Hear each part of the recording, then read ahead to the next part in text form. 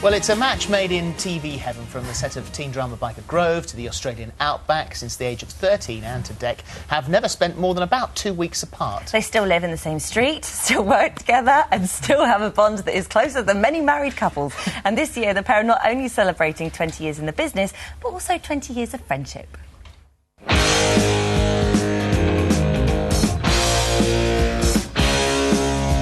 could make that cake disappear. Go! Saturday night takeaway! Now keep an eye out for our big chopper, and later in the show, stop. Look at that! Oh! Stop the music! Stop the sexy dance!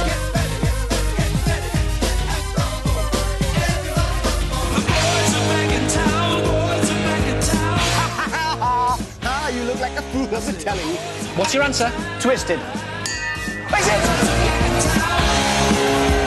You will be abseiling down the side of this 22-floor building. Chicken and out on us, eh? Hold on. But if you're in there, then who's in there?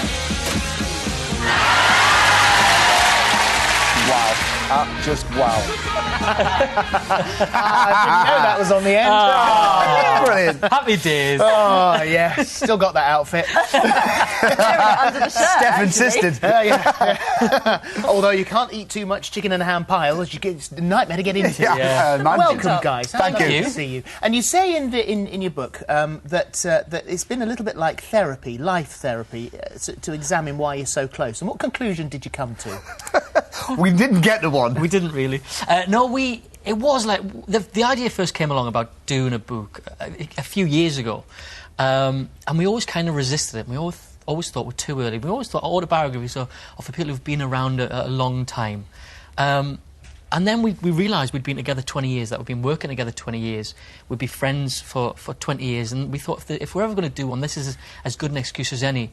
And I think the conclusion that we came to really was that all of our success and everything that's ever happened to us has been a byproduct of this amazing friendship that the two of us have. That everything that has happened to us has been because of our friendship. We haven't got a career. We haven't got a friendship because of our career or because of anything else. It's always been our friendship that has come first. And it's just we were two 13-year-old kids who met and had a connection. We enjoyed Newcastle United. We liked the same TV programmes. We used to watch Vic and Bob on the telly, and we just made each other laugh. Wary of Ant at first, though, weren't you? When you first met, was he a bit grumpy? He was really grumpy. I wasn't grumpy. He's just got one of those grumpy faces. No, the thing is, I joined in Series 2 of Biker Grove, so the cast from Series 1 were all there on the first day. Imagine how nervous you are. You're 13. You're joining the show, which I'd watched. You know, it was an established show. You've got all these... It's been very successful. You've got all these Geordie lovely actors. Hello, darling. Did you have a lovely summer? Kissing and welcoming each other back. And I'm sat there thinking, this is really nervous. And sometimes my nerves portray in my face that I'm bored. It kind of looks like I'm bored and not having a good time, when really I'm just a little nervous. So are you saying that happens now, still? If you were very nervous about something, could people think that you were... Miserable.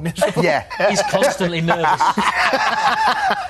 Do you ever get bored of each other, or do you ever argue? Because you spend so much time with each other. You're like, I've heard that story a million times. We don't really argue. We kind of bicker a bit over silly things like football or films or music. Work and stuff we never argue about, like what to do, and we have disagreements, but we kind of always work it out. Yeah, it's always quite... But we've always said it's probably deeply unhealthy, and one day one of us will end up... Kaboom! The other one... It kicked off in a lift in Torremolinos. Oh, yeah, we've had one physical fight in a lift in Torremolinos when we done Fun in the Sun for GMTV. I think Anthea Turner was presenting, and we, being typical kind of Brits abroad, as soon as we got there, went to the pub and decided to stay in the pub till way past closing time, and then we were both very drunk, and I don't remember what we argued about, but Dec went on and on at me about something and had a real go at me and just shouting blah blah blah blah, and I said, "Are you quite finished? Right now it's my turn." And he went, la la la la, ooh, which, as you know, really winds it. Yeah, no, he did. So I punched him in the chest in a lift. and then he flicked my cap a bit. You know that fight? That's you know not that much fight of a response, is it? It's not. I'm more of a lover, not a fighter. You know that really rubbish fight in Bridget Jones between Colin Firth and Hugh? It was a bit like kind that. of like that, but even more rubbish. It was a to bit be like honest. that. So yeah, it wasn't that physical, but that was our one and only fight. Well, haven't you argued over a board game? Oh, yeah, I mean, yeah. I'm when it glad you comes- mentioned that, because that Is is it still unresolved? that is I'm a a bit dirty scared to get that is a into dirty this. trick. Well, not really. We played Who Wants to Be a Millionaire round at Ant's house one day. We just got the board Okay. game. What? And it's all in the book, by the way. You don't have to listen. You can read it in the book. But so it was this one question, and I thought, it's a 50-50. I thought it's either Ruth Rendell or Agatha Christie. They're the two answers. They're the two. So he said it out loud, and I was playing the role of Tarrant. So he said, I'll have a 50-50. So I took away the other two, leaving Ruth Rendell and Agatha Christie. What a dirty trick. That's a mistake, though. You See, shouldn't do that. thanks. But they would never do that on the telly. See, Tarrant would never do that. Tarrant would do that? He wouldn't do that. Well, Tarrant wouldn't do it, but the show would do it. No, they wouldn't. Wouldn't they? I think they would. No, they wouldn't. Yeah, you go You'll flick your forehead, Phil. Don't Well get done. involved. 3 against 1. No. So what happened was No. he got really horsey and then took his board game home. I did. I packed up the game and took it home. Well, that's the only way you can teach somebody like that. If you can't play fairly, that's we it. won't It's my play at game, all. and I'm taking it home. Oh, my goodness. So that was last night, and then... And you do live and have lived.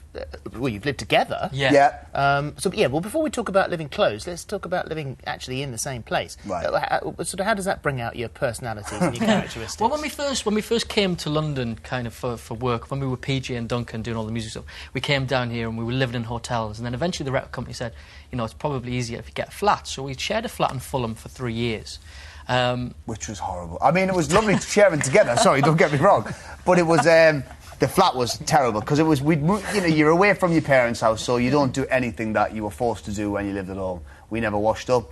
I mean, we've said before, we didn't realise we had a dishwasher until the day we moved out. We really didn't. When the woman come round and kind of counted all the cutlery and They come around and do the inventory at the Yeah. end. She went, because, this is fine, that's broken, dishwasher's still here. That's a dishwasher. We couldn't open the door. I couldn't get into it. We never cooked anything, it was filthy, so And you it was laughing- kind of a men being bad. We went through a year of that, and then we grew up eventually and started tidying. I bet you ate some fish fingers in your time when you were living there laughing No, at we me. didn't cook anything.